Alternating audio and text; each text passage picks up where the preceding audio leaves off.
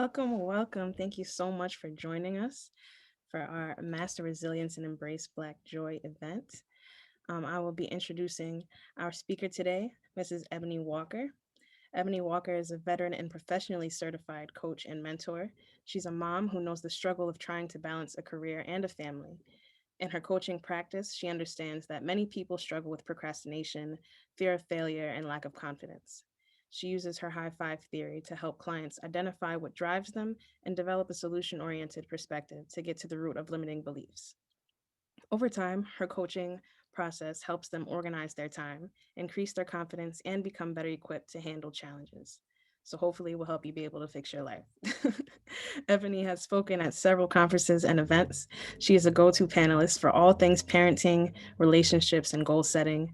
Ebony loves her work because helping people achieve success and fulfillment is deeply meaningful to her. During the pandemic, Ebony birthed Mommy Mondays. Sorry, this service the series started after a rough day with her three children when she sat on the floor in her closet and wept, and she was overwhelmed and needed an outlet. As a mom and a wife, she knew she was not alone, so she opened her phone and began to share her pandemic story. This grew into conversations with parents and professionals that care for children most and value self care. Before coaching, Ebony spent 11 years in the military, where she certified as a master resilience trainer and sexual assault prevention and response advocate, which has made a significant contribution to her foundation as a coach. She enjoys spending time with her family, singing, and cooking when she is not busy transforming lives as a homemaker, life coach, and marriage mentor. So, thank you again for joining us and welcome, Mrs. Ebony Walker. Well, hello, everyone. It's always so awkward to get the introduction. Like I tell everyone else, right now, until God sees fit to send me that kind of favor, it's just me. There is no team. So even though I wrote it, when people read it, it still reminds me, wow, I've done that. And so our beginning tip before we even get started is write down what it is that you do so that you can read it to yourself over time and realize how much you have done. My name, as she said, is Ebony Walker. You can see it. Well, I have to do this way. My screen is flipped. You can see it right here, right next to me, my lovely name that someone so graciously blessed me with to create this little background for me. But thank you all so much for being here on this beautiful Saturday. I'm not sure where you are, but I am in the sunshiny state of Georgia and it is beautiful outside. So I promise not to take up too much of your time, but I am so excited just to have a few moments to be able to share with you all today.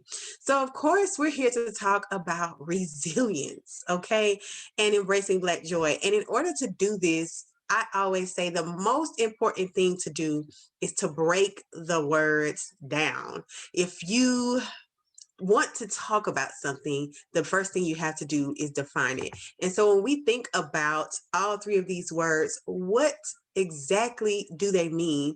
When we think about master, I know like when I told my 7-year-old daughter what the topic was, she was like, it like in karate, like a master or a sensei. I was like, oh no. No, I'm not talking about a sensei. And when she heard the word resilient and I asked her what she thought it meant, she said she wasn't sure. It wasn't a word that she had heard before. But then I started naming some of the traits of the word, and she said, oh, that makes sense. And of course, when we think about Black joy, not just any type of joy, but Black joy, what exactly does that mean? So when we think about the word master, when we master something, we have people who have master's degrees. I'm the master of my fate and the captain of my soul. When we think about the point Invictus, when we think about mastering something, what does that really look like? It means that we have authority. It means that we are duplicating something in a way that other people are capable of receiving. We take something, we're able to teach people about it, give it back to people in a specific kind of way. So for us to master resilience means that not only are we able to teach it to others, but we have been able to do it for ourselves. So when you think about giving your next master class, consider whether or not it's something you've actually mastered for yourself. And so when we think about resilience, I mean, whew, I know you're probably thinking, what is it? I mean, just go ahead and tell me how to do it. Just tell me how to make my way through today, tomorrow, and the day after that. Tell me how to handle all of the weight from this week, Sunday to Friday. Listen, being resilient is about being able to recover. I mean, it doesn't mean now resilience obviously means you've encountered something, right? You have come into maybe not a dead stop, but maybe you encountered a speed bump that you're going to have to figure out a way to get over it. And so, like the second portion of this definition tells us, it's the ability to become what? Like my daughter always says, Mommy, check my muscles, to become strong. Okay. You want to be able to become strong. Okay. And then also the ability to bring something back to this is the part that I really love. Bring something back to its original shape after it's been pulled, stretched, pressed, or bent. It is resilient.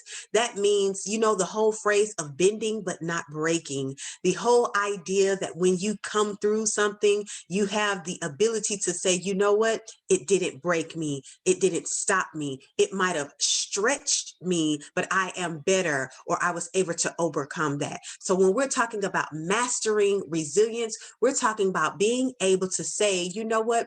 I went through this. It didn't change my shape, but what it did was it stretched me. I learned from it, and now let me help you learn it too. So when we really think about it, there's something extremely powerful about being resilient. And of course, when we think about that, history tells us that if you ever wanted to hide something from a melanated person, that you can put it in a book. So these definitions are right here for you. Screenshot it, hold on to it, save it, okay? So when you need to think about what it is that you need to be, before you even say the word resilient, know that you can recover, know that you are strong, know that you are healthy, know that you are successful, know that you have the ability to go back to your original shape, or if need be, transformed, be stretched, pressed, or bent, but not giving up.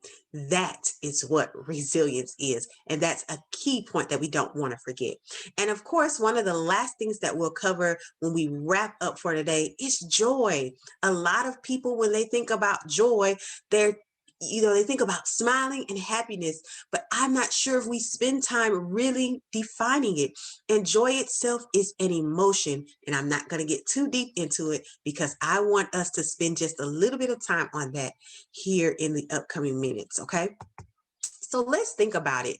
When we talk about being resilient, there are some things we should do and some things that we shouldn't. Okay. So let's look at these do's and don'ts of resilience. Now, a lot of times when we are choosing to be resilient, because resilience is a choice, it's not something that just happens. There are a lot of action points that you have to take in order to be able to get there.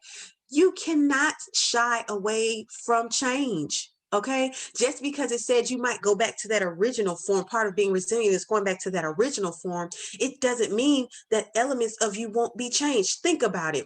That t-shirt that you wear, when you stretched it out, even once you wash it, it comes back, but it's never exactly the same. So when you think about that stretch, that pull, that tug, that bend, you cannot shy away from change. Change, as we all have heard, like I tell my children, in unison, change is inevitable. And we all know that everything about us is constantly changing, constantly evolving. We are human beings, existing, living, thriving as we should. And so, of course, we will change. Now, the other thing we have to do is intentionally seek out the positive things.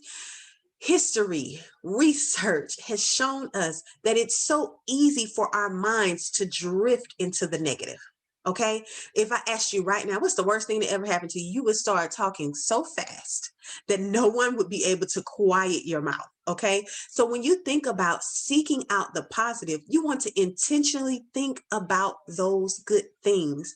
Before you lay your head down to rest at night, spend a few moments hunting the good stuff, hunting the good things of this world. What happened to you that was great? Shift your mind, because what happens is you think about those good things before you rest. It shifts the way your mind is transitioning before you lay down to rest. How many of you, and I know they have the emojis where you can little raise your hand and do your thumbs up. How many of you all have dealt with laying in the bed like, oh my God, I want to go to sleep, but I can't. You're thinking about tomorrow. You're thinking about the work of the day. You're thinking about all those things that have to go on. What's the menu? What are we cooking? How do I care for my kids? How many projects are on my list? How much work do I have to do for the day?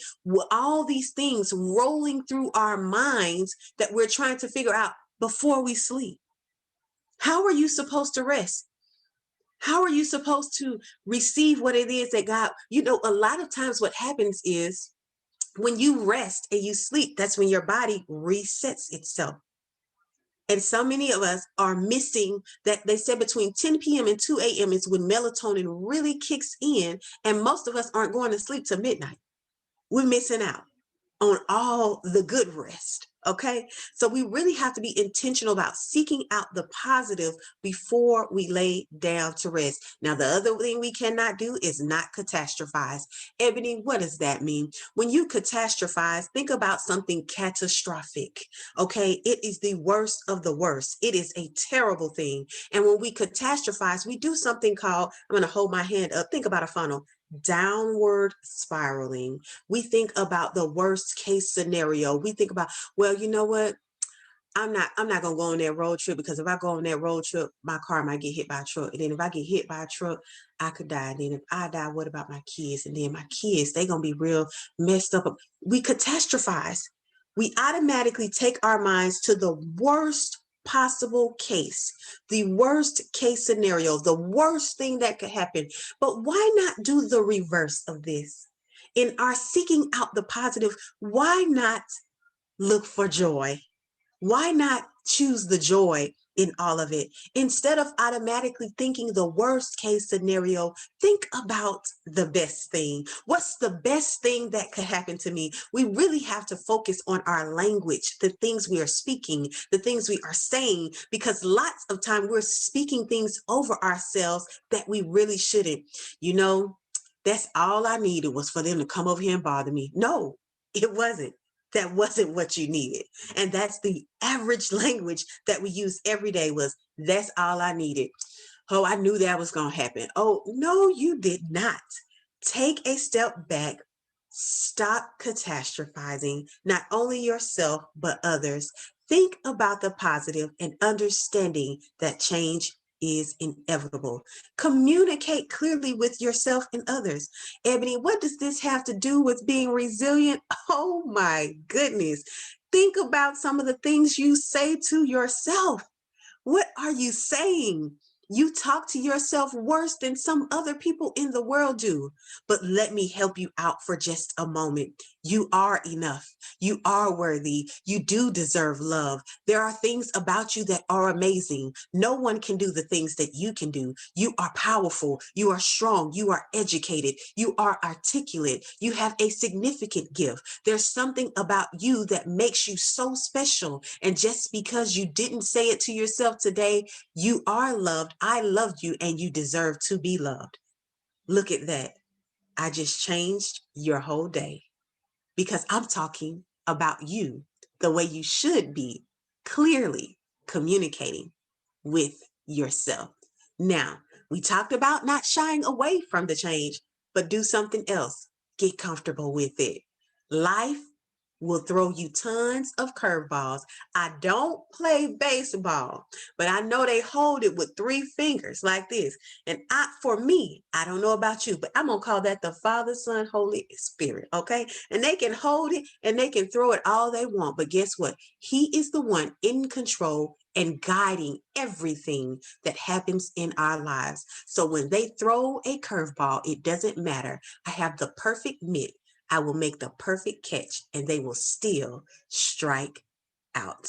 Don't focus on the things that you cannot control. We do this all the time. Part of that resilience, part of that bending, part of that stretching is understanding where you fit in. Spending time with yourself, communicating clearly about those thoughts and what you think of yourself, and then not focusing on those things that you can't control. When you're at work and people are getting on your nerves, you can't control them, but you can control you. And a lot of times people just want to see if they can do what? Get under your skin. Okay. And they're waiting on that flesh to rise up that you're supposed to die to daily. Okay. So just make sure you understand. Quick review, right? Seek out the positive, specifically before you lay down to rest. Don't shy away from change. Communicate clearly with others and yourself. Don't catastrophize. Ebony, what's that again? Stop thinking about that worst case scenario. Get comfortable with the change and don't focus on the things that you can't control. Before I move forward, any questions? I don't want to throw too much. Okay. And I cannot see the chat. So not because I don't have access to it, but because I'm sharing and I don't know how to maneuver. So if someone's putting something there, Rochelle, let me know. Okay. We just saying these are gems. Oh, okay. So if you have a quick look, I'm like I tell people on Clubhouse, I will get to talking. Okay. So if you have something, just unmute yourself and say, "Hey, Ebony." Okay. Just stop me. Okay. So now this is something that is so important. Okay. This is something, especially when I work with my clients, this is a key element of being resilient. Now, we talked about clearly communicating, but the other important thing is to understand how we are communicating. Ebony, what does this have to do with me being resilient?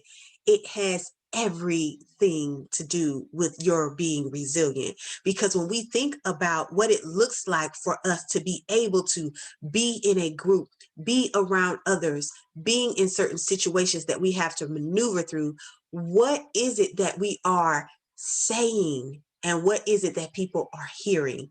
Those are really important because a part of being resilient is being able to clearly state how you feel and respond to the way others feel as well. Well, Ebony, what does that look like?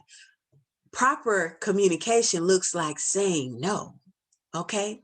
Being comfortable in your no. So, what you intend to say, the things that you think about before you start talking, right? That's what we intend to say. You know what? I've been meaning to tell somebody about this all this time. I should have been said something. I didn't stick up for myself. And now I'm going to say something. Guess what? In that moment, what you intend to say, like I'm married and there's plenty of disagreements, right? When later on you like, man, I wish I had said this. Man, I wish I had said that. And so that's the importance of us writing it down. So what you intend to say are the things that you think about before you start talking. And I would admonish you to write those things down because those are going to be really important. Now, when you actually start talking or sharing those thoughts, what you actually say, usually, if you don't write it down, isn't what you truly intended to come out. You're just talking without a plan, without a guide, without a way to clearly communicate how you feel, what you're thinking, or what you want the other person to know. And now what they hear is based off what you actually said and not what you intended to say or what you should have written down. They may have heard something completely different because we can't control the way they receive. And now what the other person thinks that you meant is totally construed because you didn't take the time to do the first step. And this causes them to jump to conclusions, not truly understand what you said, not truly have a way to communicate with you that works best for you to come to a resolution. Now, Ebony, you talked about my no. Yes. What did you intend to say? No, I'm not available. I can't do this. I don't have time. Unfortunately, I can't add that to my schedule. What did you actually say? Well, I'll see if I got a little space, or I'll see if I have a little time to fit it in, and I'll let you know. What the other person hears, yeah, they're going to do it. They're going to make time, because that's what they always do. They always try to make me fit in. And what the person thinks you meant, yes, you intended to say no. And at the end, what the other person thinks you meant is yes. All because you didn't clearly communicate what you actually wanted to say. Now, do you see why it's so important? These 4 levels of communication. Think about the ladder. Think about just climbing up the ladder to get what you want and then coming back down. If what you want is to say no, climb your way up, grab your no, and take it with you. Okay? Because we all deserve to have the power in our no. Because let me tell you something. If you don't say no, people will say yes for you. And that's not what you desire, I'm Ooh, sure. speak it. That's so true. Yes. Yes. Yes, Is yes, that, I think that was Chantel or Chanel. yes. Yes. Yes, I'm a therapist, Ebony. So I tell my clients the same thing. I'm like, say what you mean so they can't say they didn't know. Yes. Say what you mean and mean what you say. And one thing I told my husband when I first met him, something happened. I said, listen, don't allow anybody else to tell your story. You I have tell it yourself. a Yes. saying what I'm a person who says what they mean, and sometimes people say that I'm too direct, or I'm too forward, or I'm too honest. Like they don't receive it well, even though I'm not saying it with an attitude or anything like that. So sometimes I'm like, I want to say this thing, but I don't want to hurt your feelings if I'm being too direct. No, and I'm going to give you an answer that, let me apologize ahead of time if I offend anyone or hurt anyone's feelings. I'm going to apologize ahead of time. Okay. So, that's not your problem, that they don't know how to receive your no. Okay. Because this is why I say it that way. And I don't mean it in a rude way. This is why I say that. Unfortunately, many of us have been raised to believe that if we ask nicely, people should say yes. That they shouldn't tell us no if we are kind. This is something that I am teaching my own children, is that just my daughter, she's really bad about it. Well, I asked Junior nicely and he still said no. I said, and that's his answer. He deserves to be able to tell you no. If he doesn't want to share something with you, you asked, he gave you an answer. Now receive the answer that was given to you. Now, see, for those of you that are spiritual, we do the same thing with God as well. He'll give us an answer. We don't want to receive it. And we say, but I asked nicely, God. I prayed. I did what you told me to do, Lord. Where is the house? Where's the man? Where's the car? Okay. I did what you said, Lord. But his answer was still no, because he meant what he said. And he doesn't have to tell you yes just because you asked nicely. So, Rochelle, just because you know the power of your no doesn't make you responsible for them not being able to receive what you said. Yes. Yes. Yes, go ahead. You had something you want to say, Chantel? Yeah, she's muted. Oh, Yeah. sorry. Just saying, same thing I tell my clients. Like, you aren't responsible for how people interpret your words. All you have to do is be honest and kind in your best way. And that's your job. Their job is to hear what you're saying and to hear what you're saying, right? And not put their stuff before. So if they are not receiving something well, that has to do with them and not Yes. necessarily with you and how you have communicated something. They probably just didn't like your answer. You can't be worried about that. Listen, and they grow up. They grew up. It'd be all right. They grew up Mhm. thinking that because they approached you nicely, Right. that Yep. you would automatically tell them yes. You're right. I mean, and that's what people say. Say, well, ask nicely. Maybe they'll say yes. And that encroaches boundaries because I can nicely decline. That part. And that's my answer. No, thank you. Nicely decline. I can nicely decline. No, thank you. Well, I asked you nicely and I declined nicely. Now what? And now because of because of the way that they were raised and because of the way that they grew up, Yes. oh, she has an attitude. No, I don't. Right. You didn't receive my no. That Yeah. means you need to go and do some inner work, not me. Right. That's a you thing. I can keep my boundaries. Mm-hmm. Mm, Yes. Therapist approved. All right. Yes. Yes. Therapist approved. Okay. So now let's talk about a few other things. We already got into it, right? This no, but we have to be resilient not only with ourselves, but in other areas of our lives. I am all of these things, right? This is why I put them here, because they are so important. I am a wife to one, mother to three, and worker to let's just say 5 million. I feel like I have so many hats, okay? Like all of us probably do. You have multiple jobs. I'm a lawyer, I'm a doctor, I'm a house manager, I'm a hotel manager, I'm a toy keeper. We have all these different names, right?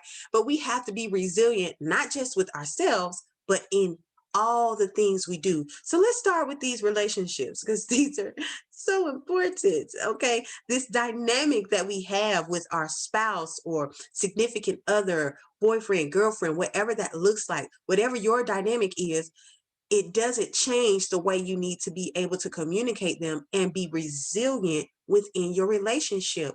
The biggest problem that we have is communicating. You can go back to the ladder, you can go back to the levels of communication and use that specifically in your relationships, in the ways that you need to be able to maintain the foundation that you have laid in your relationship. What does it look like for you all to bend but not break? What does it look like for you to stretch individually but still be together collectively? What does that look like? That carries a little bit more weight than when you are thinking only of yourself. Now, one of the things that I really want to point out when we're talking about resilience is knowing that you cannot place blame, and we have to be able to take responsibility for our actions. This is what we were just talking about.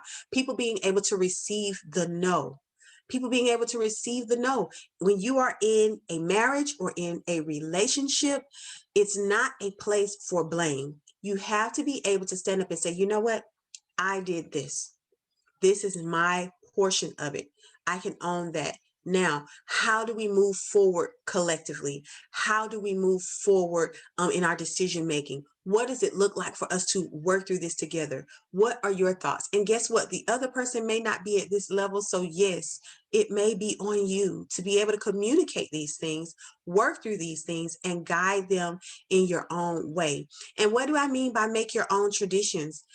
Listen, we all have seen other marriages, been a part of marriage groups, hung around friends that are married, and you can't be in your marriage the way they were in theirs. My grandmother and grandfather were married for almost 50 years, the year in which he passed. We were so nervous about her dying of heartbreak after he passed. But guess what? My grandmother is 82 now. She'll be 83 this year, living, breathing, moving, having her being more vibrant than ever. Why? Because I sat down with my grandmother after her marriage and she said, I'm so sorry he died, but I felt so trapped. And we are out here saying goals because people been married for 50 years, but they were in 50 years a slave. Okay. And so I'm not saying that all marriages are that way, but you think about the dynamics of the marriages of the past and what that looked like and what they were bound to when they came together. And I'm not saying that we shouldn't be able to do that, but what I'm saying is when you go into it healthy, or when you work on being healthy while in it, that is what maintains it. That is what makes it better. That is what makes you resilient. So make your own traditions. Have your little popcorn Friday night on the blanket in the house, light candles at the dinner for Tuesdays, whatever that looks like, to create the dynamic that you desire with your spouse. Do that. Don't worry about doing it the way they did it because they weren't happy in it. And you need to be happy in yours. Now, the same goes for those of us that are parents. First, show yourself some grace. Part of being resilient is understanding that we are not seeking out perfection, but progression. One step at a time, doing better, being better, growing better. Not here to wear a superwoman or superman cape to be the perfect parent, perfect spouse, perfect coworker. That's not the idea.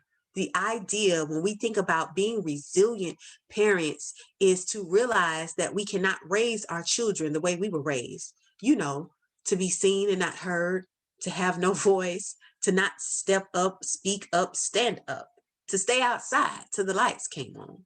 All of those traditions that we know that do not have to be a part of the way that you care for and raise your own children. Even though we talk about making our own traditions in our relationships with our spouses or significant others, we can do that in our parenting as well. Be an authoritative parent, warm, kind, loving, but also setting boundaries. You are not their friend, okay? You are not their friend. You are their parent. You want what's best for them. And I spent 11 years in the military. And one thing that I will tell you, not only is leadership a little lonely, but if you're doing it right, someone will be mad because people don't always want to do right. And so when you think about your children, they will get upset with you. They will get frustrated with you. And think about it, they will be okay. One of the things that I talk to a lot of my parents about is the importance of understanding what it looks like to hear your children. Many times what we don't think about is when they're growing up, we are human beings. We naturally desire control, and a child has very little control because they have parents. So what would it look like for you to give your child a little bit of control so that they can be resilient as well? Learning how to manage their emotions, learning how to deal with the way they see, hear, speak, and think about the things of life, the way they interact with the nouns of the world, the people, places, and things. And so it's important for you to realize that for them to be resilient and for you to be a resilient parent, show that grace, be authoritative, guide them in a way, but give them a little bit of control. Doesn't mean that you're out of control. It means that you understand the importance of it. And then, of course, the element of resilience in parenting, take a break. If you are overwhelmed, my children are 2, 5, and 7. Take a break. Step away. Just the mommy guilt, the daddy guilt, whatever the parent guilt of knowing, well, who do I leave them with? Oh, many moms, I can only speak to moms, right? Because I am one. Go to the store, you rushing the whole time you're in the store to get back. Let me hurry up because I know they need this or they need that. No, walk up and down every aisle. Take yourself a break, whatever the break looks like, take it. And then, of course, when we think about switching over to our work environment, right? Many of us we're dealing with the relationship, we're dealing with the parenting, and now we're dealing with work in our home. All of that has been brought into the same space under the same roof. And oh my, the struggle people have had separating it out. I have laughed and laughed at the online Zooms with naked family members walking in the background, crying babies, moms breastfeeding. There's everything. Life is happening. And I feel like it's making us a little bit more understanding of the weight that is carried by not only us, but if you are a business owner, your coworkers, or if you're an employee, helping you understand that CEO or manager or supervisor is struggling in the same way, in some of the same ways that you are. So when you're in that work environment, guess what? Focus on what you can change. Make your positivity visual. Put some sticky notes up, do your Gabrielle Union thing, the sticky notes all over the mirror or at your desk, the positive words of affirmation. Bring things there that will make you feel, guess what? That joy that you need to feel. Being comfortable in that work environment is just as important as well. So I'm going to keep moving. I don't want to run out of time. Now, we've been talking about joy, but specifically, what is Black joy? Let me tell you something. My.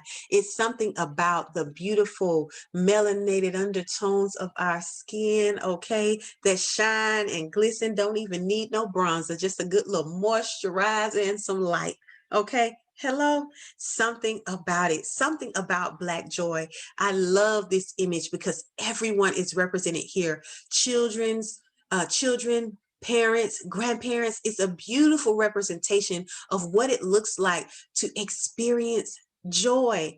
And this is the thing, joy is an emotion. It's evoked. Something happens that causes us to experience it. And so when we think about that Black joy, and it's not a tangible physical thing, it's something that we have to work at a little bit.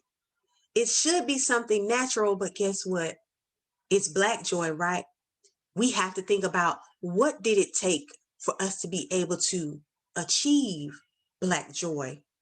What does it look like for us to have it? This isn't necessarily what our ancestry was built on. So it makes it a little bit harder. People are like, why do you have to specifically say Black joy? Well, what about Asian joy and white joy? What does that look like? I don't know. I'm Black. So I have to focus on what it looks like for me to experience that Black joy, how hard my ancestors and my grandmother and my grandmother's mother had to work to be able to be joyful. They didn't have control over their environment, the ability to be able to, they were the most resilient people. And that is how they were able to even get to a point of being able to seek out the emotion of joy. And guess what? They had to find joy. They had to choose joy. And once they did both of those, they had to hold on to it. And that's a big part of us being able to have our Black joy. Hold on to these beautiful smiles. For me, embracing my gap and what it looks like for me to wear my hair naturally the way it grows from my head. That, for me, that is what it looks like to have Black joy. It's the hymns, it's the traditions, it's the celebrations, it's all the things where we can love on one another, be a part of, create our own, sing through our own Black joy.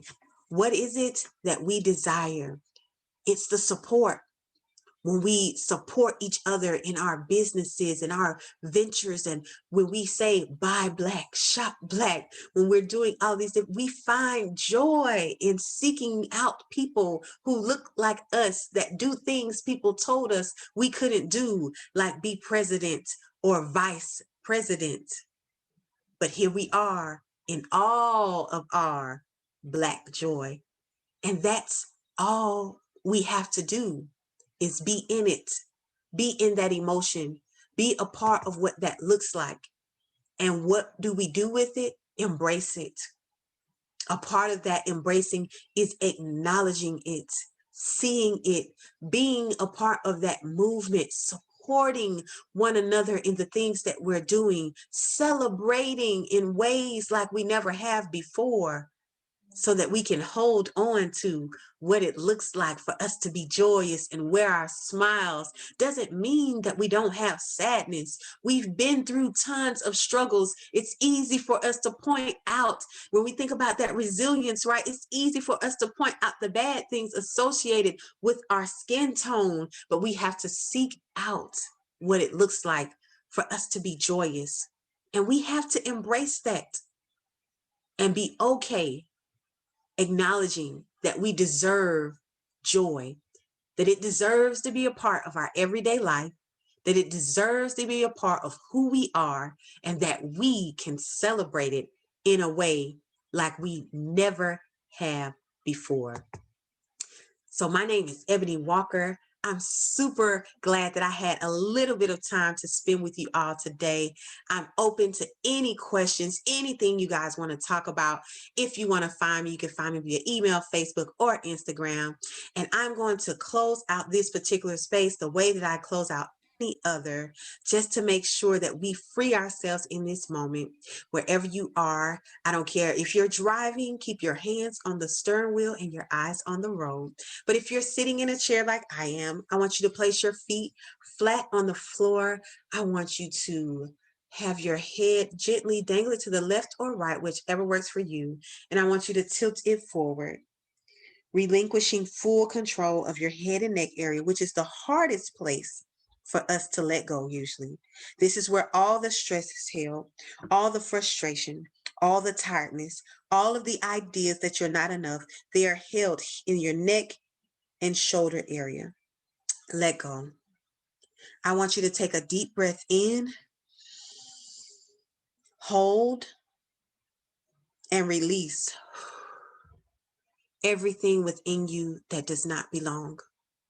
Release the idea that you are not enough. Release the idea that you have to be superwoman.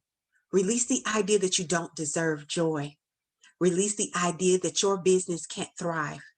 Release the idea that you can't because you can.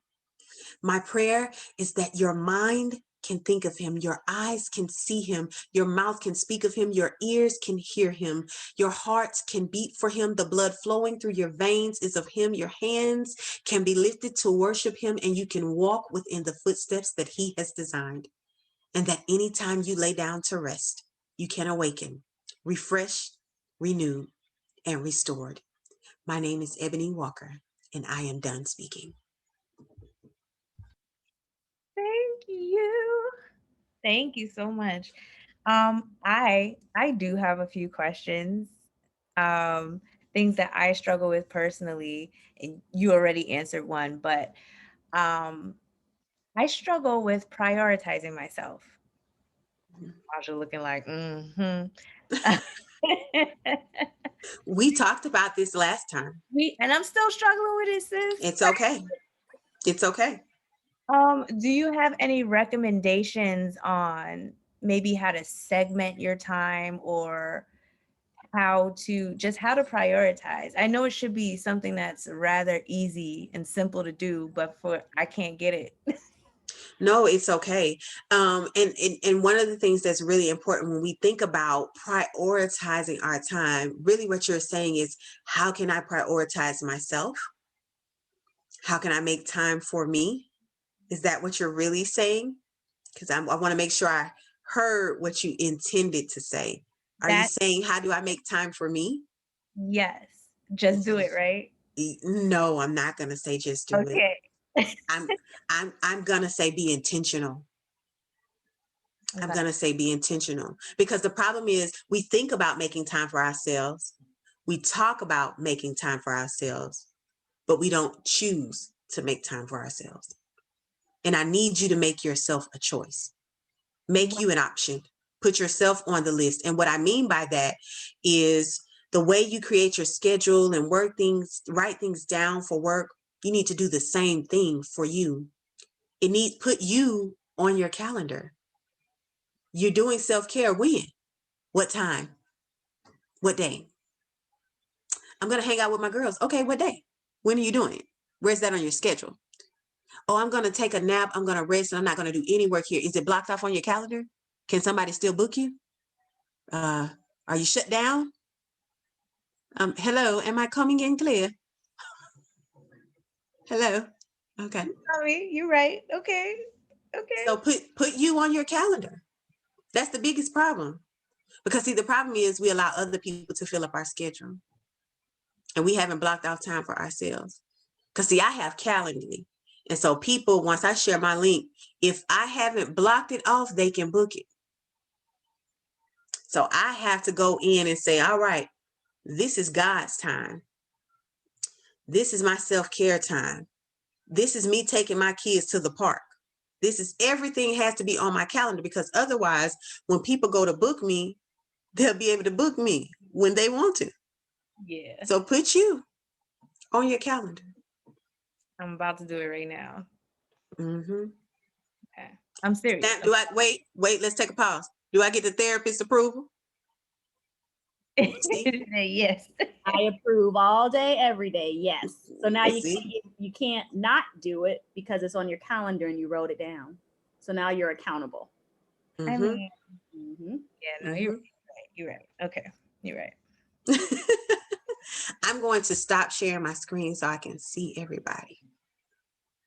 But I love that, Ebony. Like, you have to choose to make yourself a priority. And the Black women clients that I have, I say that. I'm like, let's rewrite that narrative of the strong Black woman, because you can't, I'm going to be cliche, you can't take care of yourself you can't take care of others if you don't take care of yourself first. That, you know, you can't pour from an empty cup mantra is real. Because if you don't have anything to give, you don't have anything to give. Absolutely. Mhm. Absolutely. Hi, Michael. Look, I didn't see we got a king on the call. Yeah, we got 2 of them. Got kings on the call. I love having Oh. kings in the room. Something about Hello. royalty. Something about royalty when it's present. I love it. Yeah. Hello. That was a great conversation. Thank you all. Oh, you are so welcome. You are so welcome. Anybody else have any questions? I'm open. I'm an open book. I really am. I really am. I don't have nothing to hide. So you're saying your secret to like really juggling everything and getting everything done is just committed to your calendar? Oh, absolutely. I have 3 children. I homeschool. I run 2 businesses.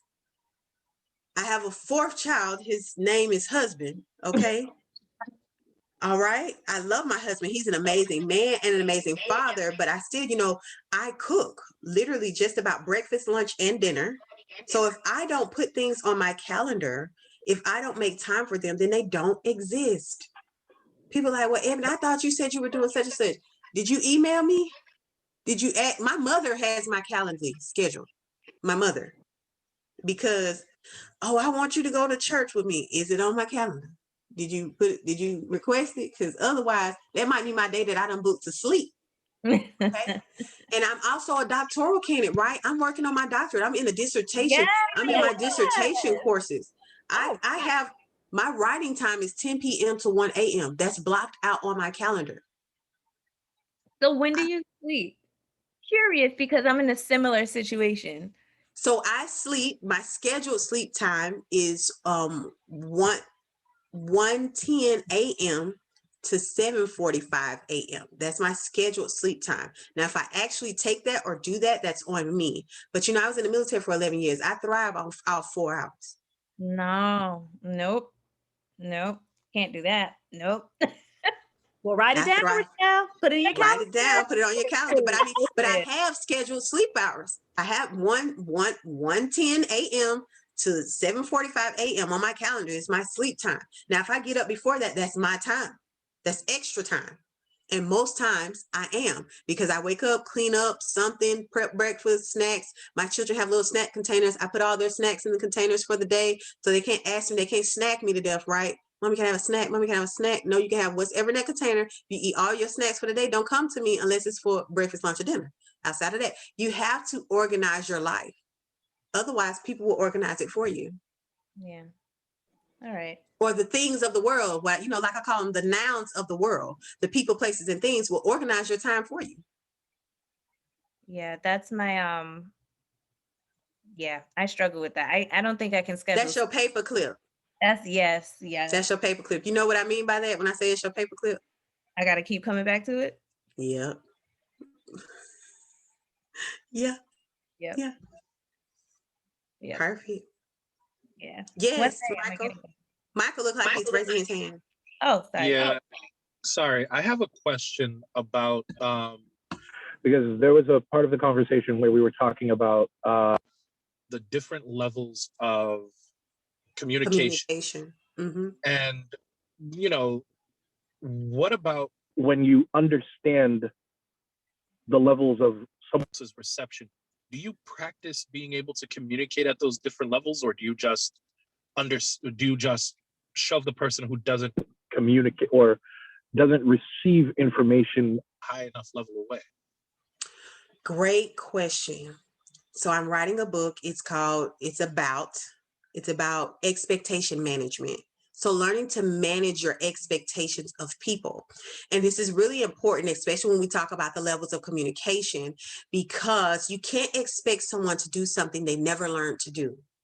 And so when you think about the ways in which you are communicating with them and what it is that you want them to receive, you have to think about the dynamic of which they were raised. And so I'll give you a perfect example. I have a story that I tell in my book about a person who was married to someone This person's idea of success was $500 and not being on welfare. Her idea of success was $1 million businesses, okay, and home ownership, and flipping houses. So she had to either manage her expectations of him, understanding that his idea of success would never be her idea of success, okay? Or she would have to move on. She decided to divorce him. Why? Because in the long run, there were other factors that played to him not being able to speak, communicate, do, or be the way in which she would desire for him to, and it just wouldn't work. So she had to manage her expectations of that situation to make the decision about choosing divorce, because he didn't see success the way she saw success, and she couldn't make him see it any other way because that's the way he grew up. Even though that's the way he grew up, do you think that there was an opportunity to show, because a lot of people are stuck in that space simply because they've never experienced anything different, right? So is there an opportunity to maybe, teach a person, broaden their horizons, or bring them around to the way of or the level of thinking that you are? Um, do you think that's possible just generally? Yes, but they have to want to do that. Again, like we talked about earlier, you can't make yourself responsible for what they will and will not do. You can expose them to it, but that doesn't mean that they'll receive it. Right. So she spent time Yeah. showing him what success looked like to her, but he wasn't receptive to that. And so therefore, That makes me sad. I get it, and it makes sense. Totally understood. But yeah, and it's a harsh reality, right? yeah, It's not, you said that makes me sad. That's a proper reaction to that, hoping that something will work out. But see, the problem is many times people stick and stay in things hoping they will work out when they haven't managed their expectations. yeah. Right. You blessed me. Another gems, more the gems, all the gems. I'm just talking. People don't be taking their flowers. You better go on and take these flowers. I know my living flowers. Living flowers are important. Most people don't get them till they're dead and gone. So I'm always grateful for them. Mm-hmm. Thank you very much. Yep. Another element we didn't touch on that has nothing to do with this topic, but it's learning to be receptive of compliments. There's a lot of things that Black women don't know how to do. Somebody just being kind to you, just being nice, just trying to say you look nice, and you automatically aggressive. Why? Slow your roll, baby girl. Get Ebony. You've been in my therapy sessions, girl. You're not as cute as they saying you are. They're just trying to be kind to you. So gather yourself. Oh.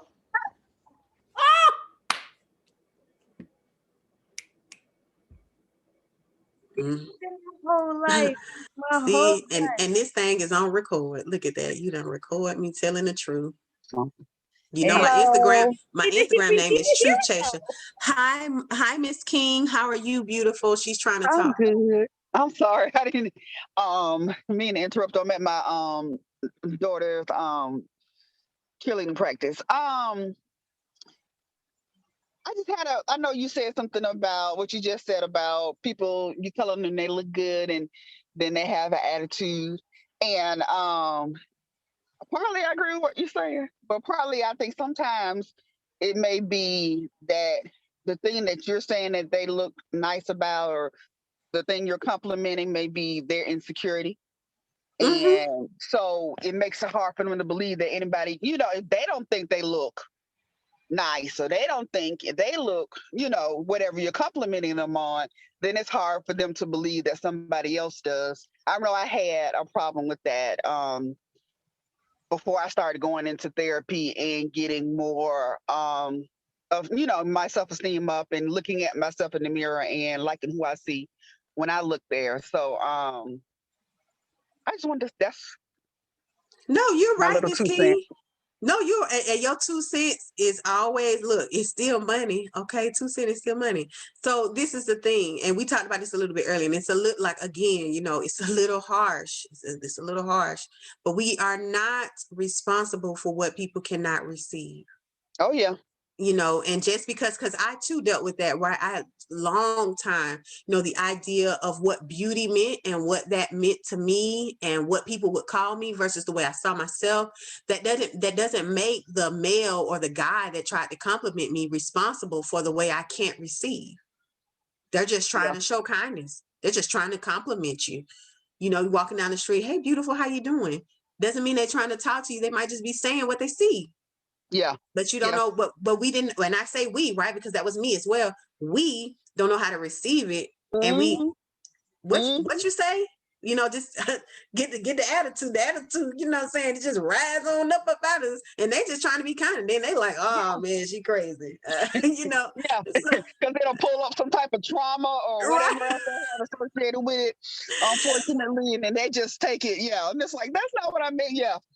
You should see Mr. France over here just laughing at us, but he know we telling the truth. Y'all be trying to be kind to folks, and they just be going off on you. I know, man. It's all right. All day. I deeply I'm apologize trying for to be all those innocent. women you've encountered. You know what I'm saying? we had some stuff going on that we ain't tell nobody about. So we're so sorry. Ebony, can I like branch off of that? Yeah. Therapeutic perspective. I think that ties nicely to the no expectations piece you were talking about earlier. So when you say, like, if someone were to compliment you, I think regardless of the situation, being able to just say thank you, period. Right? So, because what you say, like this, you're expecting something from them. So if you're able to just say thank you and keep it moving, there is no expectation. I'm just thanking you for what you said. You don't have to expect that I'm going to accept it and grow from that, right? And I don't have to expect that you want something. I can just assume you were just making a statement. Thank you, and keep it moving. Exactly. Someone said, I disagree. There's an internal issue with unsolicited compliments from men that has a misogynist. I can't read the rest. I can't read the rest. Tone to it, whereas a thank you is appropriate when a woman So I'll read it all together. I disagree. There's an internal issue with unsolicited compliments from men that has a misogynist tone to it, whereas a thank you is appropriate when a woman compliments unsolicited. No, I agree, Melissa. Now, so we really didn't touch on like all of the dynamics of when people compliment someone, right?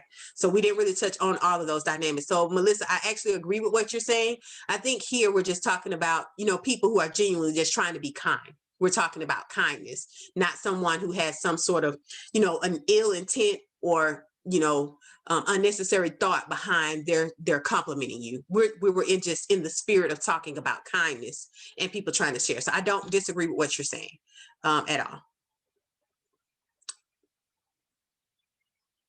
And I don't know, she's a woman of her words. She'll type in the chat box and respond. Let me know if that's all right.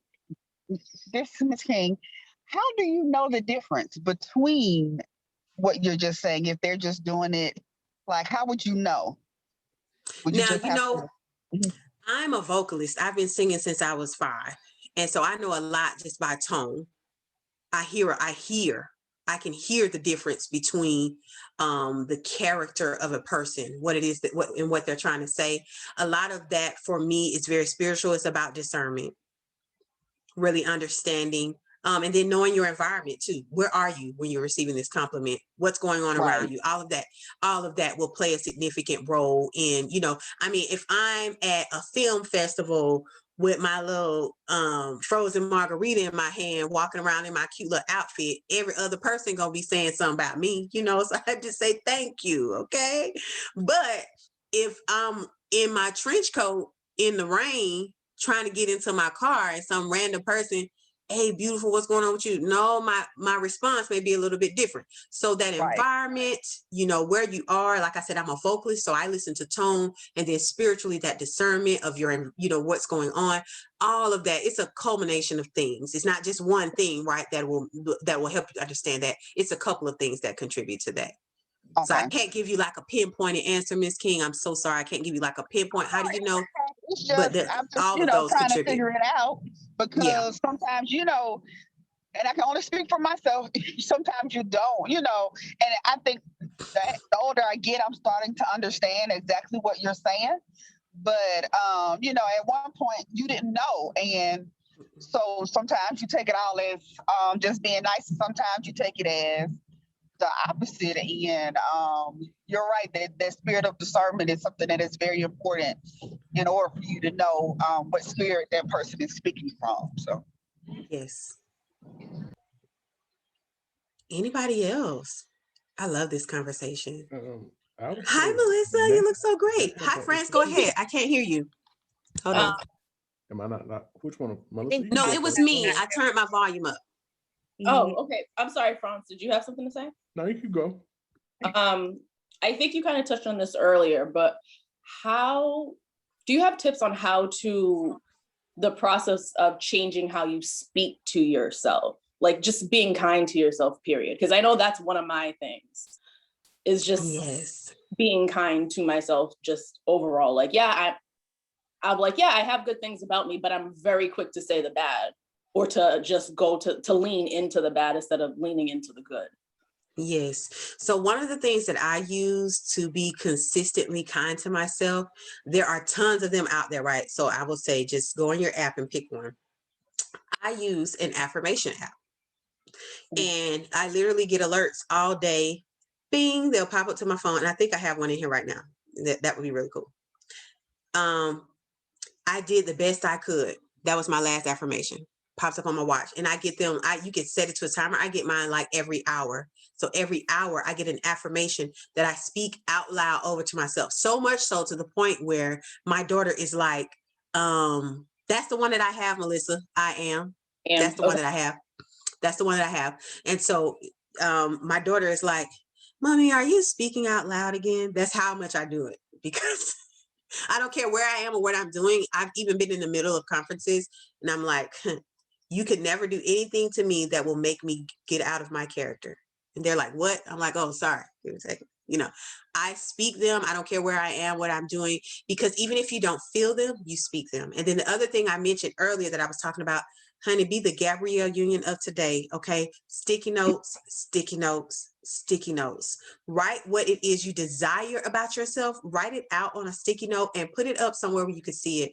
When I was going through a particular season in my life, I've dealt with thoughts of suicide. I've calculated my insurance policy to make sure my family would be well. Okay. One of the things that I had to choose to do, I took a whole index card of scriptures and a whole index card of affirmations. And I couldn't even tell you how fast I was going sometimes because it was covered by affirmations.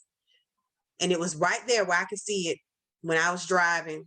Things I needed to say to myself, scriptures I needed to repeat to myself right there.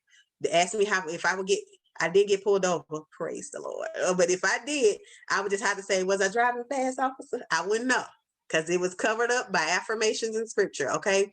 Put it wherever you see it. Change your screen, change, and this goes, I'm gonna just throw this in here. This goes for those of you that are married too. If you're struggling in your marriage, make your spouse your screensaver. You need to be able to see them all the time because you are lusting after other people, places, and things of the world because you don't see your spouse enough. Find that picture that makes you say, oh, they look good, and put that as your screensaver. Okay, then let me go back to these affirmations. So you put these affirmations as your as your screensaver. I also listen to, if you have Spotify or Apple, there are some Black women do affirmations. Like you can go in Spotify and they have affirmations. You can just play them and listen to them. I put my AirPods in the mornings and I just listen to them. And because sometimes you might not know what to say to yourself, but other people do because they done already said it. And so that's the biggest thing, is saturating yourself in what it is that you desire. What do you desire? You know what? I just desire to speak well about myself. talk well to others, or, I desire to be happy. I desire, what is it you desire? And then you can get into the clarification. I'm also a licensed minister. Let me preface this with that. When you get into decreeing and declaring something, choosing the way in which you say it as though it is a sure thing so that it can absolutely manifest. There are other elements there that contribute to that. But yes, those are a few ways that you can do that. Thank you. Absolutely. Big on self-care. I'm big on that, because I know what it means to lose your mind. That old prayer that our parents and they used to pray about, your mind being kept, that's a real thing. You don't want to lose your mind.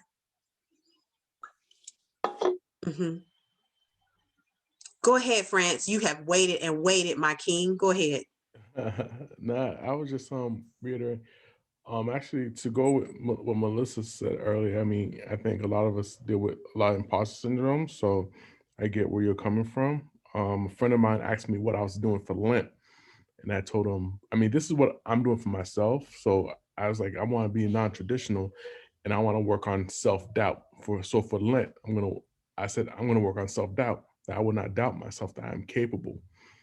Even if I don't do it right, that I was able to, and I tried. So self-doubt was really what I gave up for Lent. As That's far a as whole compliments sermon go, series. I'm That's a sorry, that's the way my mind thinks. That's a whole sermon series right there. Let me write that. Whole sermon series right there. That's good. That's good, friends. That is, how many people do that on a daily basis? oh, and I was struggling with it, and I didn't even know. I just thought I wasn't able to. It was just like, whatever I put out there came back tenfold, even better. And I was like, but I still didn't believe. Like, okay, well, they're not really paying attention to what I did because I don't know what I'm doing. But it's like, no, you do know what you're doing.